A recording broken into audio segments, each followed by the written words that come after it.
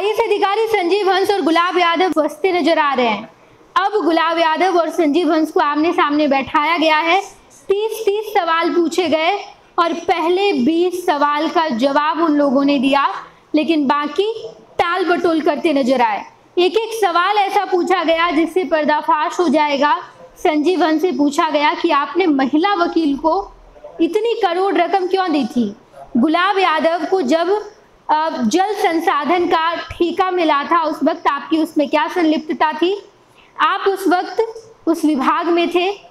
इस पूरे मामले को लेकर लगातार जांच पड़ताल चल रहा है और ईडी के एक एक का सवाल गुलाब यादव और संजीव हंस दे रहे हैं। इस पूरे मामले में महिला वकील की भी संलिप्तता मालूम हो रही है। महिला वकील को भी करोड़ों रुपए भेजे गए। बताते चले हम आपको कि दरअसल इस दौरान ईडी के अधिकारियों ने संजीव हंस के पार्टनर पूर्व विधायक गुलाब यादव से भी तीखे सवाल पूछे। ईडी ने गुलाब यादव से पूछा कि उन्होंने 4 साल पहले कटिहार में जल संसाधन विभाग के ठेकेदार सुभाष यादव से 98 लाख रुपए किसके कहने पर लिए थे और वो पैसे कहाँ गए। ईडी ने पूछा कि क्या उन्होंने विभाग के तत्कालीन सचिव संजीव हंस के कहने पर ये पैसे लिए थे। ईडी ने गुलाब यादव से आगे पूछा कि साल 2015 के विधानसभा चुनाव और 2024 के लोकसभा चुनाव में शपथ पत्र में उन्होंने दिल्ली के फ्लैट की जानकारी क्यों नहीं दी थी। क्या संजीव हंस ने मान लिया था आपके बेटे रोशन और avian infrastructure and energy private limited के बीच 55 लाख का लेन देन किस लिए किया गया था।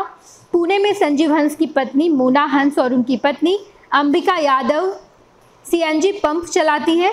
1.80 करोड़ की जमीन खरीदी थी। इतने पैसे कहां से आए और किसने दिए। कोर्ट से ईडी को संजीव हंस की 7 दिन की रिमांड मिली है। संजीव हंस से पूछताछ करने के लिए ईडी के पास अभी 4 दिन का समय और है। अगले 4 दिनों में प्रवर्तन निदेशालय की टीम संजीव हंस से और भी जानकारी हासिल करने की कोशिश करेगी, उनसे तीखे सवाल पूछेगी। इस मामले में जेल में बंद ऊर्जा विभाग के ठेकेदार समेत अन्य लोगों को भी रिमांड पर लेकर पूछताछ किया जाएगा। महिला वकील को 2.44 करोड़ की संपत्ति क्यों दी गई, यानी कि महिला वकील को 2.5 करोड़ रुपए की संपत्ति संजीव हंस के द्वारा दिया गया है। संजीव हंस ही नहीं बल्कि गुलाब यादव, इसके अलावा प्रवीण चौधरी, पुष्पराज बजाज और उसके बाद शादाब खान की भी संलिप्तता इस पूरे मामले में। फिलहाल ईडी 2 लोगों से पूछताछ कर रही है, 2 लोगों को अपने रिमांड पर रखी है। सबसे पहले आए संजीव हंस को 14 दिन की रिमांड मांगी गई, लेकिन 7 दिन का ही रिमांड कोर्ट की तरफ से दिया गया। ईडी 3 दिन की पूछताछ कर चुकी है संजीव हंस से, 4 दिन अभी और बाकी है। गुलाब यादव भी 7 दिन के रिमांड पर है। ईडी उनसे भी लगातार पूछताछ कर रही है, लेकिन अब ईडी ने बीते शुक्रवार को कोर्ट को एक आवेदन दिया जिसमें प्रवीण चौधरी, पुष्पराज बजाज और इसके अलावा शादाब खान की रिमांड की बात कही गई।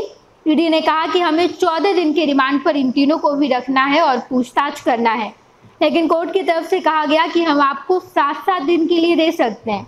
7-7 दिनों तक तीनों को रखिए और उसके बाद पूछताछ कीजिए। फिलहाल संजीव हंस की पूछताछ 4 दिन और चलेगी।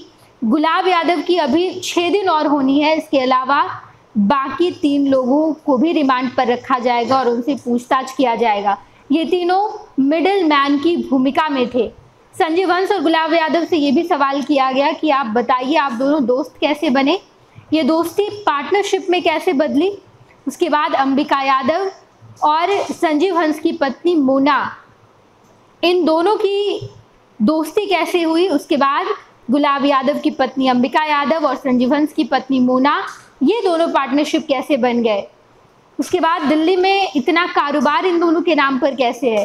एक एक सवाल का जवाब देना होगा, लेकिन इस पूरे मामले में महिला वकील की भी अहम भूमिका है, जिसे 2.5 करोड़ रुपए संजीव हंस के द्वारा दिया गया है।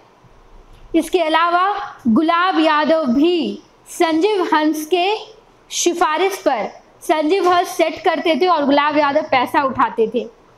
ये तमाम बातें सामने निकल कर आई और अब ईडी पूछताछ कर रही है, तफ्तीश कर रही है, जानने की कोशिश कर रही है कि आखिर ये कैसे हुआ, कब हुआ और इस पूरे मामले में कितने लोगों की संलिप्तता है।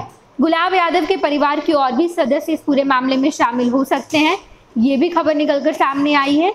इसके अलावा संजीव हंस के ससुर, उनके साले इन लोगों की भी संलिप्तता है इस पूरे मामले में। लगातार छानबीन चल रही है, एक एक को बुलाया जाएगा, सवाल जवाब किया जाएगा और उसके बाद गुलाब यादव और संजीव हंस की मुश्किलें लगातार बढ़ती ही जाएगी। हम आपको तमाम खबरों से रूबरू कराएंगे, आप देखते रहिएगा first Bihar Jharkhand. Panorama group, जो सोचता है वो करता है, आपके अपने सपनों का आशियाना। पूर्णिया वापस जाएंगे। जॉब छोड़ दिया है?